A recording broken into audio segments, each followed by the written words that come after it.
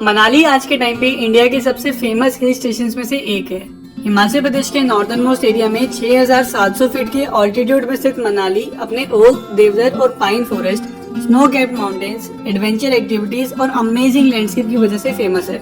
मनाली आज के टाइम पे हर तरह के ट्रैवलर्स की पहली पसंद है। और अगर आप भी मनाली की ट्रिप प्लान कर रहे हैं तो आज के वीडियो में मैं आपके साथ शेयर करूंगा मनाली की एक प्रॉपर टूर गाइड कि आप कैसे मनाली आ सकते हैं, यहाँ अगर आप क्या क्या विजिट कर सकते हैं और कैसे आप अपनी इस ट्रिप को मेमोरेबल बना सकते हैं। दोस्तों, वीडियो में आगे बढ़ने से पहले चैनल को जरूर सब्सक्राइब कर लेना और बेल नोटिफिकेशन भी ऑन कर लेना। तो चलिए दोस्तों, वीडियो शुरू करते हैं। तो सबसे पहले बात करते हैं कि आप मनाली पहुंचेंगे कैसे। अब मनाली का खुद का कोई एयरपोर्ट या रेलवे स्टेशन नहीं है, इसलिए यहाँ पहुँचने का बेस्ट तरीका है बाय रोड। दिल्ली, चंडीगढ़, शिमला और धर्मशाला जैसी जगहों से मनाली के लिए रेगुलर वॉल्वो और स्टेट ट्रांसपोर्ट की बसेस चलती हैं, जो कि आपको 800 से 1500 रुपए में मनाली पहुंचा देगी। दिल्ली से मनाली 12 घंटे और चंडीगढ़ से मनाली 8 घंटे लंबी जर्नी है। और अगर आप चाहें तो अपने पर्सनल व्हीकल या कोई कैब हायर करके भी यहाँ आ सकते हैं और इस रास्ते पे भी आपको बहुत ही बढ़िया व्यूज देखने को मिलते हैं। हालांकि अगर आप नॉर्थ इंडिया के अलावा कहीं और से मनाली विजिट करने आ रहे हैं तो आप भुंतर एयरपोर्ट तक की फ्लाइट भी ले सकते हैं और भुंतर से मनाली आप कैब हायर करके 1 से 1.5 घंटे में मनाली पहुंच सकते हैं। मनाली पहुंच के सबसे पहले आपको अपने होटल में जाके कुछ देर रेस्ट करना चाहिए। मनाली में आपको लग्जरी और बजट दोनों कैटेगरी के होटल्स, रिजॉर्ट्स और होमस्टेज देखने को मिल जाएंगे और मैं आपको रेकमेंड करूंगा कि आप अपने होटल या होमस्टे ओल्ड मनाली में ही बुक करें। मनाली 2 पार्ट्स में डिवाइडेड है, न्यू मनाली और ओल्ड मनाली। न्यू मनाली में जहां आपको मॉल रोड, शॉपिंग सेंटर और टूरिस्ट का क्राउड देखने को मिलता है, वहीं ओल्ड मनाली में आपको नेचुरल ब्यूटी, पीसफुल वाइब्स और लेस क्राउडेड जगह देखने को मिलती है और इसी वजह से आपके स्टे के लिए ओल्ड मनाली बेस्ट प्लेस है। दोस्तों, मनाली को अच्छे से एक्सप्लोर करने के लिए आप यहाँ से बाइक या कार भी रेंट पे ले सकते हैं। बाइक्स आपको यहाँ 600 से 1500 रुपए पर डे और कार 1500 से 2500 रुपए पर डे के हिसाब से रेंट पे मिल जाएगी। लेकिन अगर आपको मनाली जैसी एडवेंचरस रोड्स पे ड्राइव करने का एक्सपीरियंस नहीं है तो एडवाइजेबल यही होगा कि आप यहाँ से एक प्राइवेट कैब हायर करें, जिसे ड्राइव करने के लिए आपके साथ एक एक्सपीरियंस ड्राइवर होगा। मनाली अगर आप सबसे पहले वशिष्ठ टेम्पल में विजिट कर सकते हैं, जो कि 4000 साल पुराना एंशिएंट हिंदू मंदिर है। ये मंदिर रामायण काल के ऋषि वशिष्ठ को समर्पित है, जो कि भगवान राम और लक्ष्मण जी के गुरु भी थे।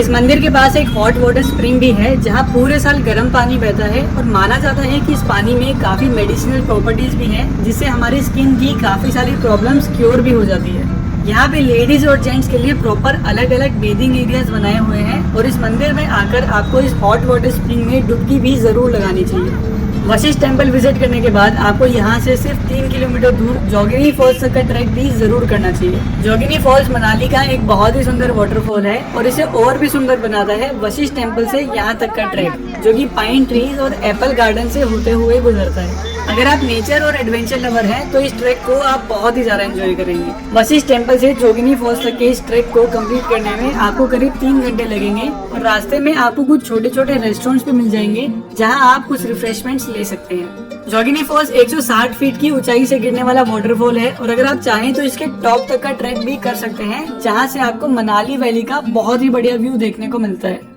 मनाली अगर आपको यहाँ के सबसे फेमस और सबसे सीनिक रोहतांग पास पे विजिट करना बिल्कुल भी मिस नहीं करना चाहिए। 13,000 फीट से भी ज्यादा के ऑल्टीट्यूड पे स्थित रोहतांग पास हिमालयस के सबसे ऊंचे पासेस में से एक है और यहाँ से आपको हिमालयस के पीर पंजल रेंज का बहुत ही बढ़िया व्यू देखने को मिलता है। रोहतांग पास मनाली से सिर्फ 50 किलोमीटर दूर है, लेकिन यहाँ के स्नो कैप्ड माउंटेन्स और नेचुरल ब्यूटी का जो व्यू आपको देखने को मिलता है उसे वर्ड्स में डिस्क्राइब नहीं किया जा सकता। रोहतांग पास इतने हाई ऑल्टीट्यूड पे स्थित है कि समर्स के टाइम पे भी आपको यहाँ काफी ज्यादा स्नो देखने को मिलती है, जो कि यहाँ के लैंडस्केप को और भी ज्यादा सुंदर बना देता है। रोहतांग पास पे विंटर्स में इतनी हैवी स्नोफॉल होती है कि इसे नवंबर से मार्च तक कम्प्लीटली बंद कर दिया जाता है और आप सिर्फ मई से अक्टूबर तक ही यहाँ विजिट करने आ सकते हैं। रोहतांग पास पे पहुंच के आप यहाँ के पैनोरामिक व्यूज और नेचुरल ब्यूटी को एंजॉय करने के अलावा mountain biking, snow scooter, sledge ride और स्कीइंग जैसी एक्टिविटीज का भी मजा ले सकते हैं। हालांकि रोहतांग पास विजिट करने से पहले आपको इस बात का ध्यान रखना होगा कि यहाँ विजिट करने के लिए आपको एक प्रॉपर परमिट लेना होगा। रोहतांग पास एक बहुत ही सेंसिटिव एरिया है और यहाँ की नेचुरल ब्यूटी को प्रिजर्व करने के लिए हिमाचल प्रदेश गवर्नमेंट ने यहाँ आने वाले व्हीकल्स पे लिमिट लगाने के लिए इस परमिट को इंट्रोड्यूस किया है। रोहतांग पास के लिए दो तरह के परमिट्स होते हैं। एक वो परमिट जो आपको मनाली से रोहतांग पास तक जाने के लिए लेना होता है और एक वो परमिट जो आपको रोहतांग पास से आगे जाके लद्दाख या स्पीति वाले रास्ते के लिए लेना होता है। अगर आप मनाली से सिर्फ रोहतांग पास विजिट करना चाहते हैं तो आपको 500 रुपए की परमिट फी और 50 रुपए की कंजेशन फी पे करके अपना परमिट लेना होगा।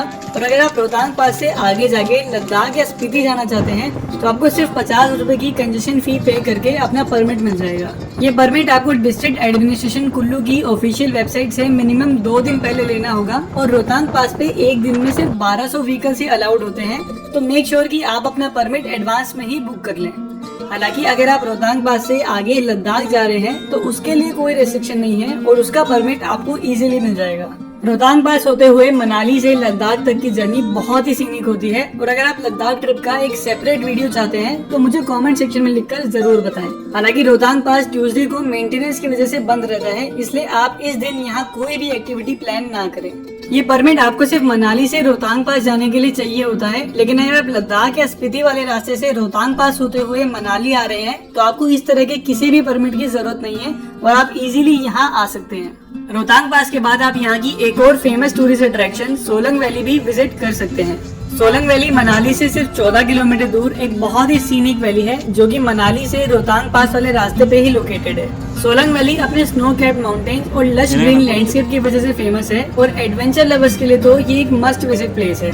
मनाली की सारी एडवेंचर एक्टिविटीज जैसे कि paragliding, cable ropeway, snow scooter और जॉर्बिंग आपको सोलंग वैली में ही देखने को मिलती है। विंटर्स के टाइम पे सोलंग वैली पूरी तरह से स्नो में कवर हो जाती है जो कि इसे स्कीइंग और बाकी विंटर एक्टिविटीज के लिए परफेक्ट डेस्टिनेशन बनाता है। सोलंग वैली की ज्यादातर एडवेंचर एक्टिविटीज आप 500 रुपए से 2000 रुपए में बहुत अच्छे से एंजॉय कर सकते हैं।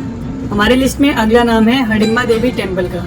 हडिम्बा देवी टेम्पल मनाली का एक काफी फेमस टेम्पल है जो कि महाभारत काल के पांडव भीम की वाइफ हडिम्बा देवी को समर्पित है। 1553 में बना ये मंदिर ओल्ड मनाली से सिर्फ 3 किलोमीटर दूर देवदार के फॉरेस्ट में सिचुएटेड है और ये मंदिर अपने यूनिक आर्किटेक्चर की वजह से भी फेमस है। पगोडा स्टाइल आर्किटेक्चर में बना ये मंदिर मेनली लकड़ी और पत्थर से बना है जो कि अपने वुडन गेट्स और कोन शेप्ड रूफ की वजह से जाना जाता है और इस तरह का आर्किटेक्चर आपको बहुत ही कम हिंदू मंदिरों में देखने को मिलता है। हडिम्बा देवी टेम्पल विजिट करने के बाद आप यहाँ से कुछ ही किलोमीटर दूर जाना विलेज के जाना वाटरफॉल पे भी विजिट करने जा सकते हैं जो कि 30 फीट की हाइट से बहने वाला एक बहुत ही सीनिक वाटरफॉल है।